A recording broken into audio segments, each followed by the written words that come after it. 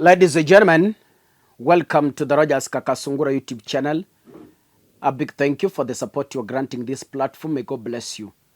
Siwezi nyamaza, ni lazima niwapatie update. Jana nimeleta story ya msichana ambaye yuko nje, ako form 3, na baba yake alikufa wakati alikuwa anachimba mawe atengeneze kokoto aende kulipa school fees. Unfortunately, mawe ikamwangukia, ikampasua kichwa and he died last year. So msichana has been out na hajakuwa shule this term. Nilienda kwao nikamtembelea and she really pleaded for help. Alilia sana. Akasema tafadhali mnisaidie. Can we listen to her? Akakimbia hadi huku chini malidada na chimbua mawe.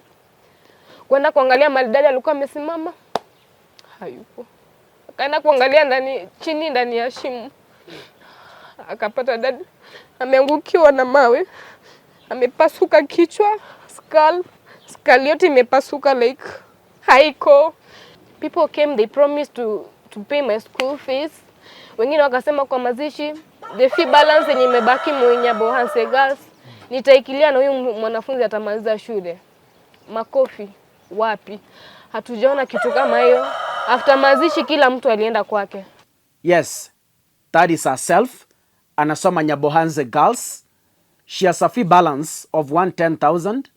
Ukiongeza na ya form 4 yote na ya term inakuja term 3 yote inakuja 170,000. Nashukuru Mungu kwa sababu wakati niliweka hii video tumefika 130,000 Kenyan shillings. So tumebakisha 40,000 only so that Monday tumpeleke shule. If you are in a position to give us whichever amount God will bless you with, iwe 1,000, iwe 5,000, iwe 10,000, iwe yote 40,000, we will highly appreciate. Huyu msichana kuna wakati alikuwa anafukuzwa na kanje the whole term. Anakuja siku ya exam and the least grade she has scored is a B and the highest grade I saw is an A-. So huyu msichana akikaa shule vizuri asome, this is an A material, akuje kusaidia Kenya. I hope you will find it in your heart tumsaidie. On Monday niamuke very early in the morning, niweke gari mafuta nimpeleke shule, then I will keep updating you on the process. God bless you. There is controversy at the University of Nairobi. One of the appointees to the position of Vice Chancellor has rejected the appointment. And this is one Professor Vitange Ndemo. And this is what he said. I want to read for you. I was one of the 5 shortlisted candidates for the Vice Chancellor position at the University of Nairobi. After the interviews on March 21st, 2025, I emerged as one of the 3 finalists. On May 5th, 2025, I received a letter from Honorable Professor Amukowa Anangwe, who is the current chairman of the University Council, appointing me as Vice Chancellor. I sought confirmation from the chairman regarding the Minister of Education's concurrence. What does that statement mean? I will explain later. As required by law, Professor Anangwe assured me that it was being addressed and that he had submitted the necessary documents an hour earlier. Additionally, the chairman had already issued a letter to Professor Mla to act as VC until my release from my current post. The announcement triggered a flood of congratulatory messages on social media. However, I disassociate myself from this unprocedural process and I have withdrawn my candidacy for the position. Now, people have been asking me, can you do analysis on this so that we're able to understand what really transpired? Professor Vitange Ndemo is saying he has disassociated himself from this unprocedural process. Now, the key word here is unprocedural process. Which procedural process is this? I want to take you through. I remind you a little bit. On the 22nd of February, 2025, just this year, the CS for Education, Migos Ogamba, revoked the appointment of Anangwe's appointment as the UN Council Chair. Amkowa Anangwe, because Ogamba revoked the appointment. Then, what Amkowa did, went to court, sought court orders that reinstated him. Now, there are things here I want you to understand. As we speak now, there is controversy in the whole council of the University of Nairobi. It has not been properly constituted. If you listen to what I read from Professor Ambassador Bitangendemo, this is what he's writing.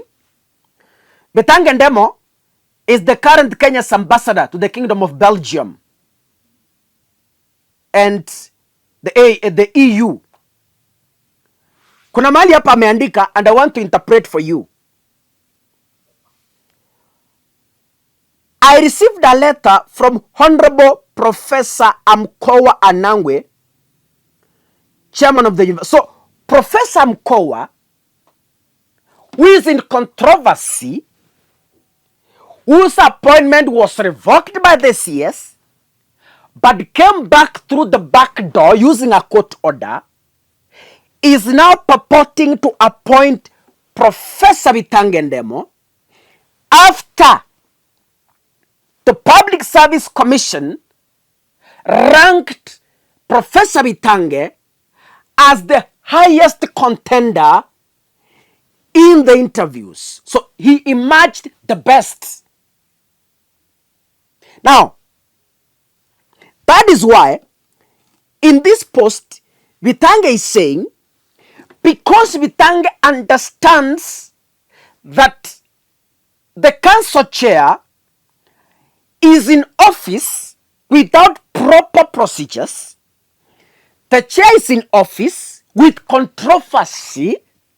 That is why Bitange is saying he wanted to sort clarification by requesting the position of the cabinet secretary on the appointment that Professor Amkowa made. So Amkowa is making the appointment, but Professor Bitange wants to understand, before he resigns from Belgium, he wants to understand whether the CS for Education, Migos Ogamba, is in agreement with the appointment of Amkowa, because Ogamba himself had revoked Amkowa's appointment. This is the process that Professor Bitangendemo is saying and procedural. Now, what is supposed to happen?